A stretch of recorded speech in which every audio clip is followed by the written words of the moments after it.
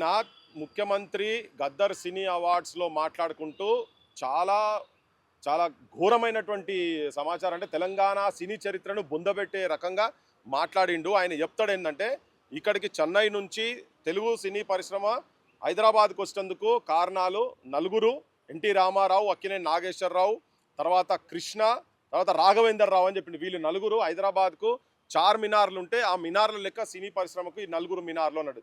ఇది ఇది ఇంతకన్నా దరిద్రంగా, అంటే ఈ మనిషికి తెలివి లేదని కాదు, తెలివి ఉండి కావాలని ఈ ఆంధ్ర సినీ పరిశ్రమను వాళ్ళే ఇక్కడ మొత్తం సర్వం అన్నట్టుగా, వాళ్ళకు దాసోహమైనట్టు, వాళ్ళ పాద పూజ చేసినట్టుగా మాట్లాడిండు. వీళ్ళందరికీ బాస్ తెలంగాణలో సిరిసిల్ల ముద్దుబిడ్డ పైడి జయరాజు.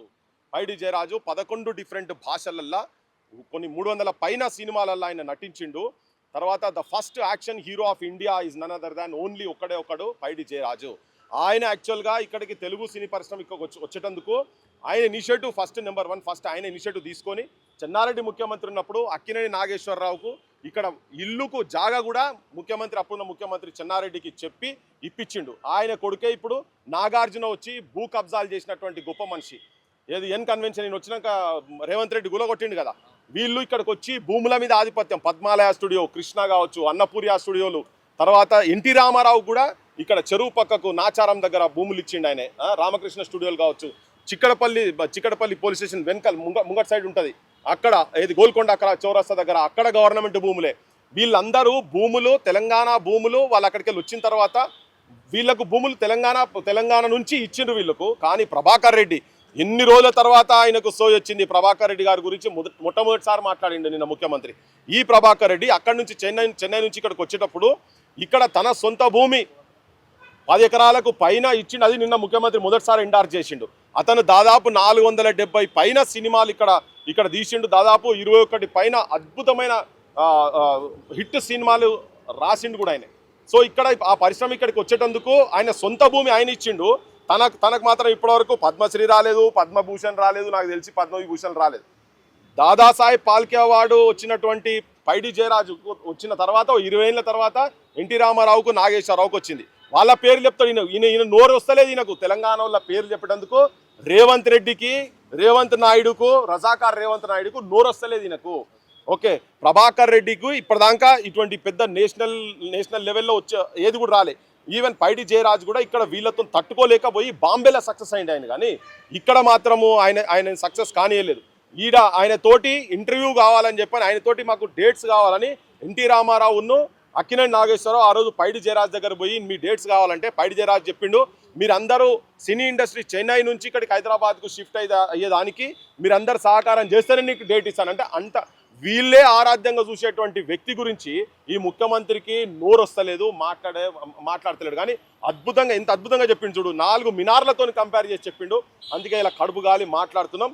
రేవంత్ రెడ్డి, నువ్వు ఎంత తెలంగాణ సినీ చరిత్రను తొక్కి పెట్టాలని ప్రయత్నం చేసినా ఇది బయటకు వస్తుంది. వాళ్ళందరేమో భూములు ఇక్కడికి వచ్చి ఇక్కడ భూములు తీసుకొని వాళ్ళు స్టూడియోలు పెట్టుకొని వాటిని ఇలా కమర్షియల్ యూనిట్స్గా తయారు చేసి పెట్టిండ్రు వాళ్ళు. కానీ ఇక్కడ ఉన్నటువంటి ప్రభాకర్ రెడ్డి లాంటిలో వాళ్ళ భూములు మొత్తం ఇచ్చారు.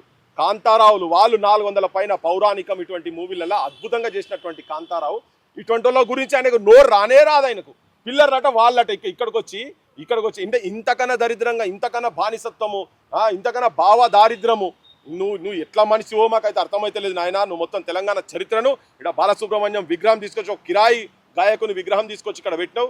ఈ ప్రాంత అస్తిత్వం గురించి, ఈ ప్రాంత సినీ గురించి, ఈ ప్రాంత నటన గురించి, ఈ ప్రాంత సాహిత్యం గురించి కావచ్చు, మొత్తం సినీ పరిశ్రమలో చేసినట్టు కాంట్రిబ్యూషన్ మొత్తం ఈయన నిన్న ఒక స్టేట్మెంట్ తోటి బొందబెట్టిండు. అది కూడా ఎటువంటి సాహిత్యం అబ్బా, గద్దర్ పేరు పెట్టి ఎంత దరిద్రంగా ఏంది. నిన్న పాడిన పాటలు అయితే ఎంత ఘోరమైన పాట, అబ్బని తీయని దెబ్బాట. ఏం గద్దరు ఉంటున్న మధ్య చెంప మీదకి పల్లగొట్టుకోవచ్చు, ఆయన బలగొట్టుకోవచ్చు. రేవంత్ రెడ్డి చాలా అద్భుతంగా ఇప్పుడు ఆయన చెప్పిండు కదా ప్రభాకర్ రెడ్డి, ఆ ప్రభాకర్ రెడ్డి, పైడి జయరాజులు, వీళ్ళ గురించి ఏందో మీరు తెలుసుకోండి. ఈ ముఖ్యమంత్రి ఎట్లా మన ప్రాంతంలో ఉన్నటువంటి ఆర్టిస్టులను ఎట్లా తొక్కి పెడుతున్నాడో చూడండి. ఇప్పుడు తెలంగాణ వచ్చిన తర్వాత ఇప్పటికీ కూడా భూములు మళ్ళీ ఇక్కడ వాళ్ళకి ఇచ్చి ఏమైనా ఫెడరేషన్లు చేసి పెంచుతున్నారా అంటే పెంచలేడని, మళ్ళీ వాళ్ళకే పిలిచి వాళ్ళకే ఇస్తున్నారు, వాళ్ళకే పెద్దపీట ఇస్తున్నారు. అదే చిరంజీవులు, అదే నాగార్జునులు, వాళ్ళే ఇక్కడ భూ కబ్జాలు చేసినటువంటి వాళ్ళు. ఈయన కూడా భూ కబ్జాదారే రేవంత్, ఈయన గ్యాంగ్ కూడా అంతే ఉన్నది కనుక వాళ్ళందరూ కలిసి తెలంగాణను పంచుకొని సర్వనాశనం చేస్తున్నారు. అదే వెలుగుమట్లపై ఎంతో మంది ప్రజలు కూడా బాధపడుతున్న పరిస్థితిలో కూడా ప్రతి ఒక్క ఫంక్షన్ కూడా అటెండ్ అవుతుండ్రు. ఈ రీసెంట్గా అల్లు అర్జున్ది ఒక సినిమా హాల్ ఓపెనింగ్ ఉంటే కూడా పోయినటువంటి పరిస్థితి కూడా ఉంది. ఇంతవరకు వెలుగుమట్లకి ఇంతవరకు సందర్శించింది లేదు. దీనిపై మీ స్పందన ఏంటన్నా? ఇప్పుడు ఆయన అదే మొన్నటిదాకా ఈ విజయ్ దేవరకొండ అనే సినిమా యాక్టర్ను ఇంకో యాక్ట్రెస్ ఇద్దరు కలిసి లగ్గం చేసుకున్నారు కదా. వాళ్ళిద్దరు లగ్గం చేసుకున్నారు. లగ్గానికో రిసెప్షన్కో పోలేదని ఇంటి దాకా పోయి కలిసి వచ్చిండు ఆయన. ఇక చూడు ఈయన ఇంత గొప్ప తెలంగాణ నాయకుడో చూసుకోవాలి. త్యాగాలతో వచ్చినటువంటి తెలంగాణలో ఏ భూమి భుక్తి మాతృభూమి విముక్తి కోసం జరిగినటువంటి పోరాటాలల్లో ఇవాళ ఆ భూమి గురించి, అది కూడా ఈయన భూమి కాదు, వెలుగుమట్ల భూమి, అది ప్రభుత్వ భూమి కాదు, భూదాన్ భూమి.